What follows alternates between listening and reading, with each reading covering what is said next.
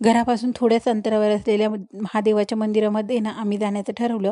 पण तेवढ्यामध्ये नणंदबाई घरी आल्या आणि नणंदबाई घरी आल्यानंतर आम्ही त्यांना आहे ना आम्हाला मंदिरापर्यंत सोडा असं सांगितलं. मग त्यांनी त्यांच्या कारमधूनच मंदिरापर्यंत सोडलं.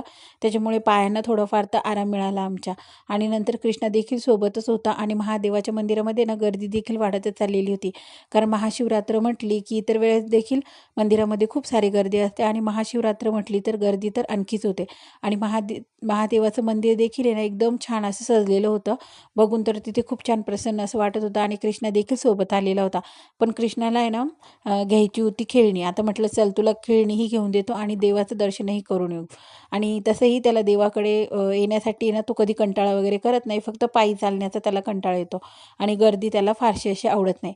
तर हे बघा फ्रेंड्स, इथे एकदम छान असं आहे ना हे मंदिर सजवलेलं होतं. त्यानंतर कृष्णा ओम नमः शिवाय असा जप करत बसला. इतका छोटासा आहे पण त्याला देवाचं करायला खूप आवडतं. आणि आई देखील आहे ना तिकडे देवाची पूजा करत होते. बरेच लोक आपल्या मनोकामना देवाकडे मागत होते. महाशिवरात्र म्हटले की जरा वेगळाच उत्साह असतो.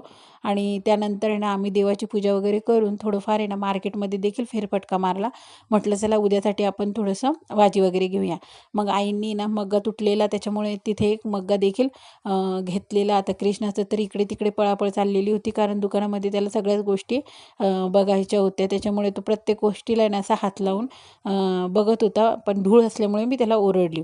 आणि नंतर ना आम्ही छान असं मार्केटमध्ये फिरता फिरता, आता आम्हाला वगैरे थंड वगैरे तर पिता येणार नाही, कारण आम्हाला होता उपवास. पण कृष्ण असा होता हट्ट की त्याला प्यायचा आहे सोडा वगैरे. तर मग त्याला आईंनी छान असं मेडिकलमधून आहे ना एक छोटीशी बॉटल घेऊन दिलेली. आता त्याला होतं की बसून आपण हा पिऊया, पण मार्केट हे भरत चाललेलं.